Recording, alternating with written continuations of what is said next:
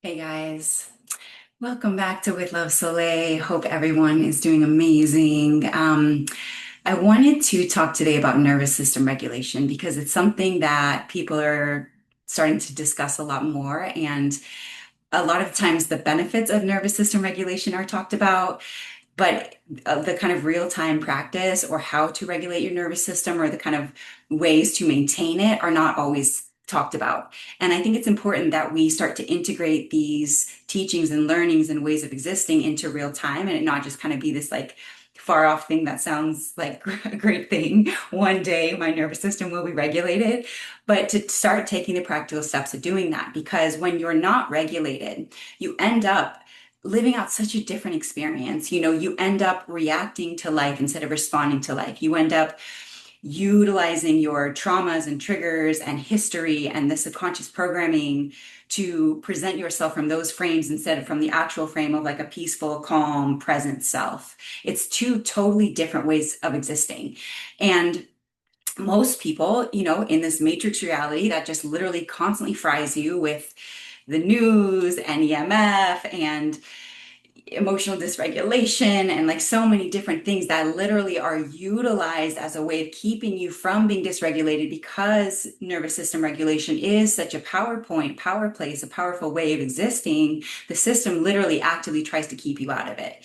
And I think this has always been one of the things that has kind of been a red flag for me, and kind of diving into this like timeline of the advancement of technology is like, while I think technology is an absolutely fantastic tool that we can all use and will all use, obviously, I think that the question is how we're using it. And if you're using it to just fry yourself even more and to kind of abandon and avoid having to be with yourself, which is where the real nervous system regulation work happens, then we're just getting further and further away from a peaceful nervous system regulated society. And so I think it's really important for us to all to start to kind of hold this line for ourselves, right?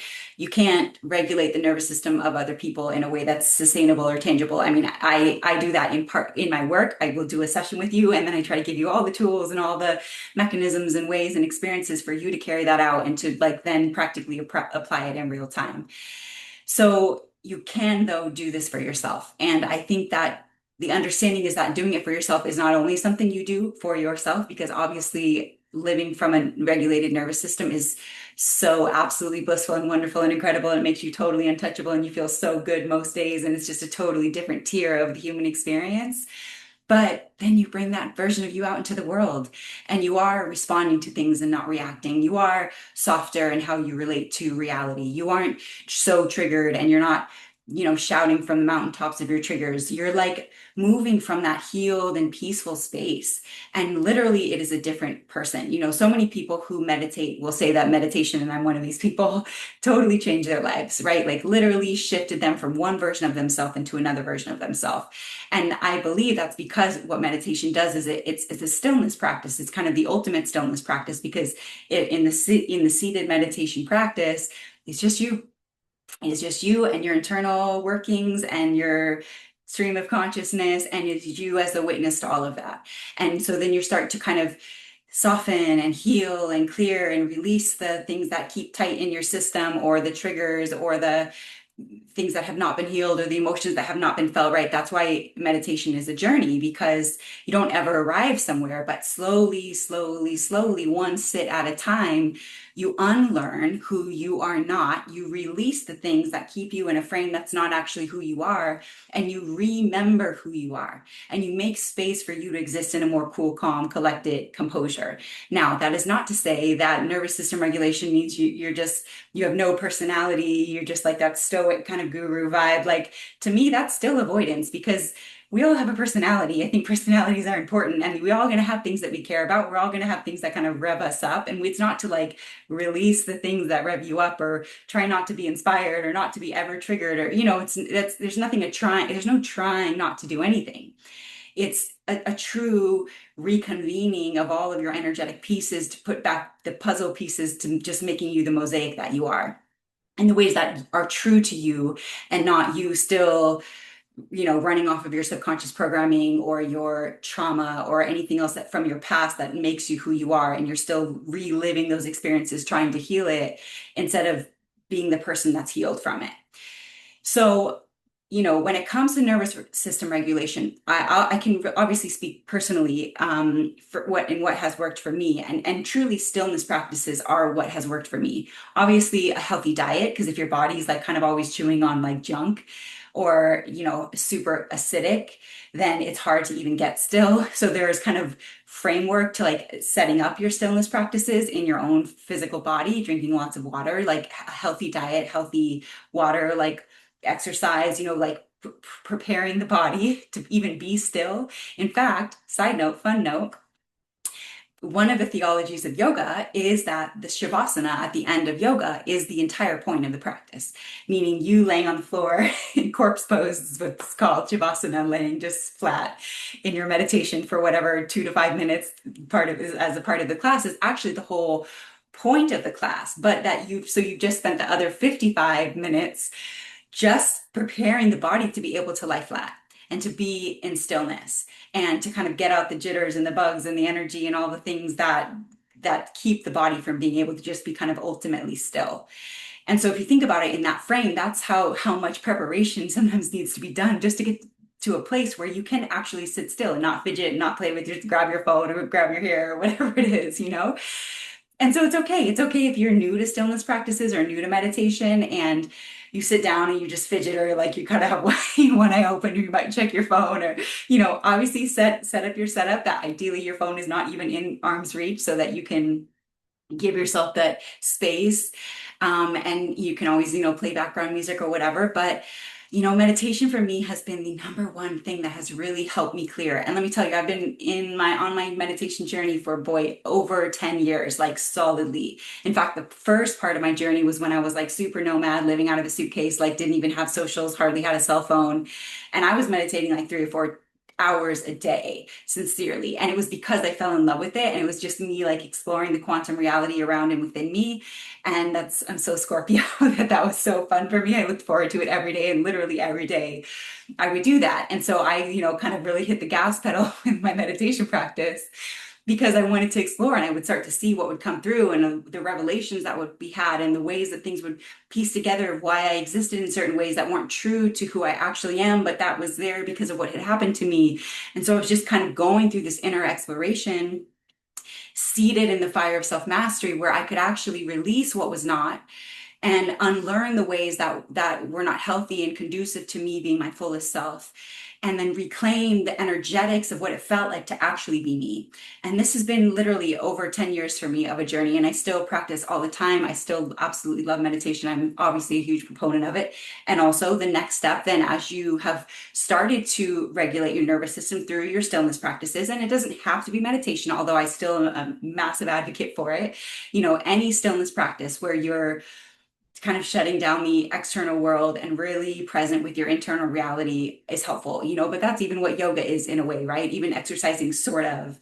Um, to me, like true sort of physical and sensory deprivation that comes with seated meditation, there's just kind of unmatched when it comes to stillness practices. But just to say there are other avenues here. I'm not going to say that's the only way. It is just for me the absolute number one way and the truly dedicated way to saying I'm shutting everything off and I'm going into myself and I'm going to see what's there.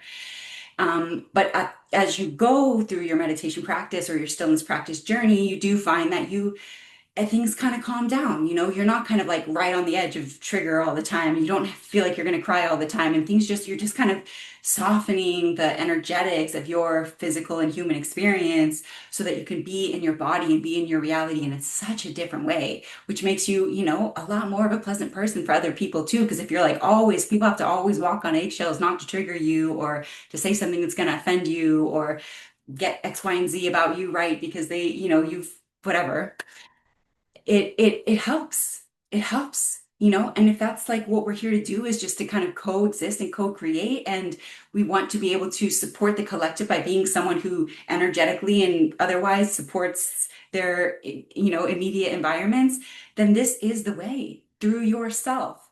Because you're a lot more pleasant and you're a lot more enjoyable to be around, and people learn a lot from you energetically, and you hold the energetic frame of having awakened, so to speak, meaning that you are no longer a kind of robot in the matrix, and now you're this kind of sovereign being and you're on the journey of learning what that means.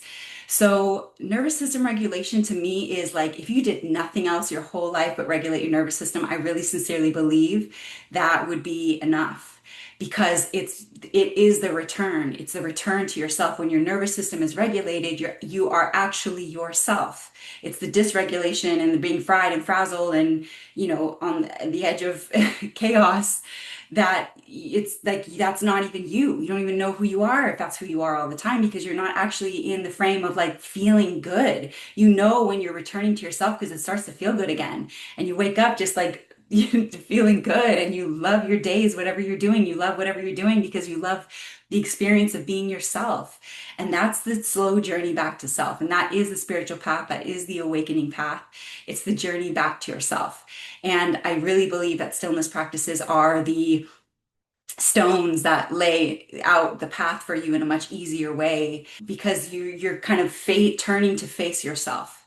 And when you turn to face yourself, you start to see like, oh God, I guess I kind of am that way because this happened to me. And so I still play out that programming or avoiding this happening to me. For example, you have your heart broken. So typical. This is a typical like villain origin story. Had massive heartbreak, heartbreak being like one of the most uncomfortable, crucial, horrible things that happen because anybody who's been through like a proper heartbreak knows it freaking sucks. And then you vow, I'm never gonna love again, right? Typical villain. Never gonna love again. I'm gonna actually, in fact, create chaos in the world to avoid ever having to open my heart again. And that's a cope. That's a cope because we're here to love and we are love, in fact. And so if you're just telling yourself you're not going to love, you've just cut off a huge part of who you are. And it's only because this happened to you that you've decided now you're going to keep yourself from that ever happening again. And therefore you're going to not love again, as if love was the problem and not the person who broke your heart. But okay. And so that to say, so then a person literally, whether it's conscious or not, lives out the programming of like fully guarded, fully protected heart, never gonna love again, like maybe even playing with love or trying to kind of get revenge at love as again, as if love was the problem. And that's not who they actually are. It's just a programming that they have accepted by way of this thing having happened that they didn't actually ever heal from.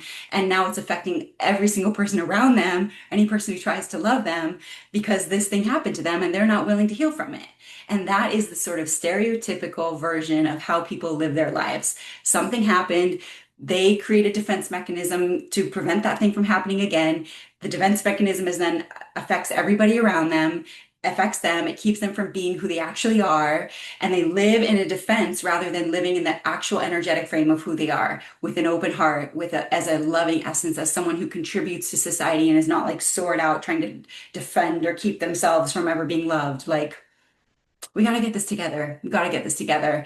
And it starts with you and yourself. We have to get this together. I mean, each and every one of us getting it together for ourselves, because that is how it goes. And then you go out into the world and you're a lot easier to be around and you're a lot more pleasant and you don't feel like people have to, coddle your being on eggshells and all of the ways that it's just, if you don't have all of that going on, you're like a smooth, easy sailing, fun, nice, homely person to be around, a safe space. And there are a lot of not safe spaces in this world because of what I just described. So our work and our commitment to humanity and to the future of humanity is to be a safe space. And it starts with being a safe space for yourself. This is what nervous system regulation is all about. So you do your stillness practices, and then you release this thing, or you realize that you had this thing that was dictating how you were relating to, say, love. And then you find that thing in yourself and you cry it out, or you feel it out, or you get angry and mad and feel the anger that you feel, or whatever it is that still lives inside of you that's creating this whole new persona for you. You identify it and you address it and you feel it and you sit with it. It's uncomfortable. This is not easy. That's why many people are not doing it, because it is not the easy path to face yourself. But it is absolutely the path of awakening. It is absolutely the path of reclaiming yourself and who you actually are. And so once you do that, then suddenly you're out in the world. So then the next step is integration. Like, okay, I felt the fear, I felt the anger, I felt the sadness. And so it's cleared now. I have more space in my heart to actually love people in a different way. So that means now I have to challenge that defense mechanism that wants to kick in when someone wants to love me and I feel it come, and I'm just gonna push it to the side and show up in my new frame. This is what integration is all about. It's taking the learnings out into real time. And so then that happens. Somebody wants to love you. Your old you wants to defend against love, and instead you're just going to say, nope, actually, that's not me anymore. I'm actually open to love. And it's going to be uncomfortable. Maybe you even have a healthy person to say, I'm working on re-relating to love. So you might feel some of that, but I want you to know I'm working on it. And that's massive integration. That's accountability. That's actual discipline. And a safe person will say, I love that. Thank you for sharing that with me. Like, that's why safe people are important. So that's integration. And then it's the next level of integration is really keeping your frame when something does trigger you or something does, activate the like villain in you or whatever it is. And instead of just reacting and just projecting onto the world and spewing your anger, your hatred onto the world, it's okay, I'm feeling this. I'm going to alchemize it. I'm going to sit with it. I'm going to experience for myself. And then I'm going to decide from that energetic frame I've built within myself from my regulation how I want to respond and not react. Sometimes it means you don't do anything right away. Oftentimes, I know for me, if I feel that and I'm in like a conversation or a confrontation, it's anything that comes from me being reactive is not going to be helpful. So if I can't respond and I'm only in a space where I know I'm gonna react, I'll step away and I'll say, I need to table this. I need like a day, or I need to just break off from this energy and give me like 10. But if I know that I'm going to react, I'll stop myself because it doesn't help to just react. And then you're going to say something you don't mean, or you're going to hurt somebody's feelings, or X, Y, and Z. That is you reacting instead of you responding. So that's the next level of integration. Nervous system regulation is learning how to keep. Again, you're going to still be moved by things. Things will still make you angry. That doesn't mean you're not regulated. It just means that you're human. It's awesome. It's great. And the integration of your nervous system regulation practices is to be able to incorporate that in when you are triggered and when you are activated and when something has made you mad, and to come back to that frame even when you have this emotion boiling up in you. Can you hold the frame of like, okay, I want to keep close to that kind of harmonious experience that I've created for myself, even though I have this very active emotion within me. And it's probably not best that I react to what's happening yet. I'm going to like go churn this emotion for myself and alchemize it and maybe channel it into something helpful. I'm going to go work out, go for a run, whatever it is. And then you're going to come back and respond when you're a little bit more, collected, and when you can respond from a way that feels more authentic to that harmonious experience that you've created for yourself. So nervous system regulation is a journey. It does start with the stillness practices, and then it's integration into just kind of basic like life. And then it's real integration into life when life triggers you and when life makes you mad, or when you feel, that the villain coming out. And can you still keep your frame? And can you still honor the person that you have created and the person that you've let go of? And can you challenge when the old person that you were wants to creep back in and behave in a certain way that is actually not helpful, and it is actually harmful? And you have to kind of continue to just let that person go and continue to rise from the ashes of who you've been. Because you're not. As you go through your spiritual path, you die over and over again, and you're reborn over and over again. And it's a beautiful part of the path, but it's also an understanding that you're not the person you've been. And the person you've been may react in a certain way to this type of situation, and the person you are now is going to respond in a different way. And you're holding yourself accountable to the new version of you. This is all about nervous system regulation. And once you find it, it's easier because it steers, because you want to just keep your peace. And so you're going to prioritize that. You're going to prioritize leading with peace. But when you need to address something or when you need to confront something, you can do that. That doesn't mean to not have any fire to you. It doesn't mean to be docile and submissive and quiet and hidden away. No, it just means that when you do respond to something, it's more grounded and it's more clear, and people listen because they're not used to you, like, confronting things. But they respect it when you do, because they know that you're not just going to pick every battle. But if you pick a battle, it's going to be something that you're willing to pick, and that you've chosen and decided that you're going to pick this battle because it's something that means something to you, and that you're going to do it in a way that's not just actively harming everybody around you just so that you can, like, pick your battle. So I think I'm going to give us that context for today and kind of invite you to go down this path. If you haven't started yet, no worries.